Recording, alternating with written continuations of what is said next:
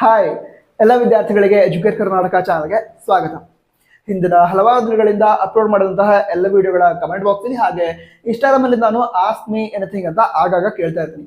ಅದರಲ್ಲೂ ಕೂಡ ಆಲ್ಮೋಸ್ಟ್ ಎಲ್ಲಾ ವಿದ್ಯಾರ್ಥಿಗಳು KCET ಕೌನ್ಸಿಲಿಂಗ್ ಯಾವಾಗ ಸ್ಟಾರ್ಟ್ ಆಗುತ್ತೆ, KCET ಆಪ್ಷನ್ ಎಂಟ್ರಿ ಡೇಟ್ ಅಂತ ಹೇಳಿ ಈ ರೀತಿ ಕ್ವಶನ್ ಅನ್ನ ಕೇಳ್ತಾ ಇದ್ರು. ಅದಕ್ಕೋಸ್ಕರ ಈ ವಿಡಿಯೋನ ಮಾಡ್ತಾ ಇದೀವಿ. ನಂತರ ವಿದ್ಯಾರ್ಥಿಗಳು ಕೇಳಿದಂತಹ ಪ್ರಶ್ನೆಗಳಿಗೆ ಆದಷ್ಟು ಬೇಗ ಉತ್ತರವನ್ನು ತಿಳಿಸೋ ಪ್ರಯತ್ನವನ್ನು ನಾವು ಮಾಡ್ತೀವಿ. ನಮ್ಮ ವರ್ಕ್ ಇಷ್ಟ ಆಗ್ತಾ ಇದ್ರೆ ವಿಡಿಯೋನ ಲೈಕ್ ಮಾಡಿ, ನಿಮ್ಮ ಸಪೋರ್ಟ್ ಅನ್ನು ತಿಳಿಸಿ. 1000 ಲೈಕ್ಸ್ ಜಾಸ್ತಿನೇ ಆಗುತ್ತೆ, ಪ್ರತಿಯೊಬ್ಬರು ಕೂಡ ಮರಿದೆ ಲೈಕ್ ಮಾಡಿ.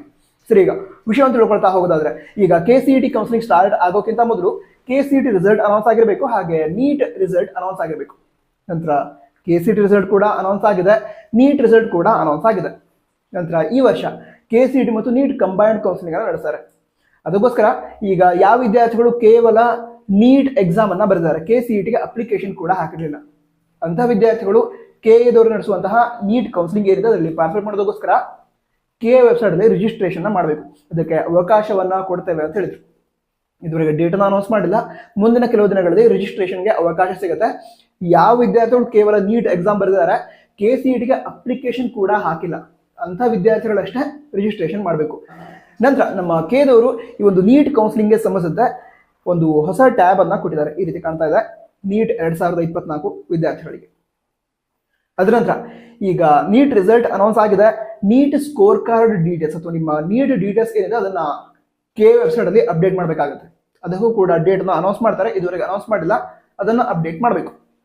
ಅದಾದ ನಂತರ ಈಗ ಈ ಮೆಡಿಕಲ್ ಕೋರ್ಸಸ್ ಅಥವಾ ನೀಟ್ ರಿಲೇಟೆಡ್ ಕೋರ್ಸಸ್ ಹಾಗೆ KCET ರಿಲೇಟೆಡ್ ಕೋರ್ಸಸ್ ಅವುಗಳ ಸೀಟ್ ಮ್ಯಾಟ್ರಿಕ್ಸ್ ಅನ್ನ ರಿಲೀಸ್ ಮಾಡ್ತಾರೆ. ಸೀಟ್ ಮ್ಯಾಟ್ರಿಕ್ಸ್ ರಿಲೀಸ್ ಮಾಡ್ತಾರೆ, ಅದಂತ ಫೀ ಸ್ಟ್ರಕ್ಚರ್ ರಿಲೀಸ್ ಮಾಡ್ತಾರೆ. ಅದರ ನಂತರ ಡಾಕ್ಯುಮೆಂಟ್ ವೆರಿಫಿಕೇಶನ್ ಸ್ಲಿಪ್ ಡೌನ್ಲೋಡ್ ಮಾಡ್ಕೊಳ್ತಿರುತ್ತೆ, ಅದನ್ನ ಡೌನ್ಲೋಡ್ ಮಾಡ್ಕೊಳ್ಳೋದಕ್ಕೂ ಕೂಡ ಡೇಟ್ ಅನೌನ್ಸ್ ಮಾಡ್ತಾರೆ. ಸೊ ಈ ಎಲ್ಲ ಪ್ರಾಸೆಸ್ ಆಗಬೇಕು. ಈ ಎಲ್ಲ ಪ್ರಾಸೆಸ್ ಆಗಿ ಕೌನ್ಸಿಲಿಂಗ್ ಸ್ಟಾರ್ಟ್ ಆಗೋದಕ್ಕೆ ಒಂದು 10 ರಿಂದ 15 ದಿನಗಳ ಕಾಲ ಟೈಮ್ ಬೇಕಾಗಬಹುದು. ಸರಿನಾ? ಹಾಗಿದ್ರೆ ಮುಂದಿನ 10 ರಿಂದ 15 ದಿನಗಳ ಒಳಗಡೆ ಈ ಒಂದು KCET ಕೌನ್ಸಿಲಿಂಗ್ ಸ್ಟಾರ್ಟ್ ಆಗುತ್ತೆ. ಎಕ್ಸಾಕ್ಟ್ ಡೇಟ್ ಅನ್ನು ಕೂಡ ಅನೌನ್ಸ್ ಮಾಡ್ತಾರೆ. ಆಪ್ಷನ್ ಎಂಟ್ರಿ ಇಂತಹ ಡೇಟ್ ಇಂದ ಇಂತಹ ಡೇಟ್ ವರೆಗೆ ನಡೆಯುತ್ತೆ. ನಂತರ ಮಾಕ್ ಅಲಾಟ್ಮೆಂಟ್ಗೆ ಇಂತಹ ಡೇಟ್ ಇದೆ, ಈ ರೀತಿ ಪರ್ಟಿಕ್ಯುಲರ್ ಡೇಟ್ಸ್ ಅನ್ನು ಕೂಡ ಅನೌನ್ಸ್ ಮಾಡ್ತಾರೆ. ಅದು ಅನೌನ್ಸ್ ಆದ್ರೆ ಅದನ್ನು ಕೂಡ ಆದಷ್ಟು ಬೇಗ ಹೇಳ್ತೀವಿ, ತಪ್ಪದೆ ಸಬ್ಸ್ಕ್ರೈಬ್ ಮಾಡಿ. ಈ ವಿಡಿಯೋ ಸಹಾಯ ಆಗಿದ್ರೆ ನಿಮ್ಮ ಫ್ರೆಂಡ್ಸ್ಗೆ ಶೇರ್ ಕೂಡ ಮಾಡಿ. All the best. Jai Hind, ವಂದೇ ಮಾತರಂ.